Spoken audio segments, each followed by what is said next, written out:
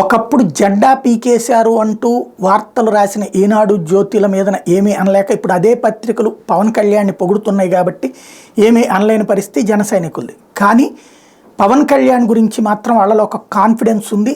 షర్మిల పార్టీని ఎత్తేసేయడంతో ఇప్పుడు ఆ కాన్ఫిడెన్స్ పీక్ స్టేజ్కి వెళ్ళింది. తెలుగుదేశంతో కలిసి కనుక లేకపోయి ఉంటే ఈ రెండింటిని కలిపి ఫోకస్ చేసేవాళ్ళు. ఇప్పుడు వాళ్ళతో కలిసి ఉన్నారు కాబట్టి తెలుగుదేశం మీడియాని కాకుండా ఇప్పుడు డైరెక్ట్గా షర్మిలని టార్గెట్ చేస్తూ రైట్ చేసిన పాయింట్. మాజీ సీఎం ఎన్టీఆర్ కొడుకు హరికృష్ణ పార్టీ పెట్టి ఒక్క ఎలక్షన్కే ఎత్తేసాడు. మాజీ సీఎం ఎన్టీఆర్ భార్య లక్ష్మీపార్వతి పార్టీ పెట్టి ఒక్క ఎలక్షన్కే ఎత్తేసింది. దివంగత సీఎం వైఎస్ఆర్ కూతురు షర్మిల పార్టీ పెట్టి ఒక్క ఎలక్షన్ కూడా చేయకుండానే ఎత్తేసింది. కానీ ఓ సాధారణ పోలీస్ కానిస్టేబుల్ కొడుకు 10 ఏళ్ల నుండి ఒక్క విజయం లేకపోయినా మిగతా పార్టీలు ఎన్ని కుట్రలు కుతంత్రాలు వచ్చినా మానసికంగా ఎంత క్షోభకు గురి చేసినా వాటన్నింటినీ తట్టుకుని పార్టీ నడిపిస్తున్నాడు. జనసేన నేరా ఇక్కడ అంటూ ధైర్యంగా సగర్వంగా పోస్టులు పెడుతున్నారు.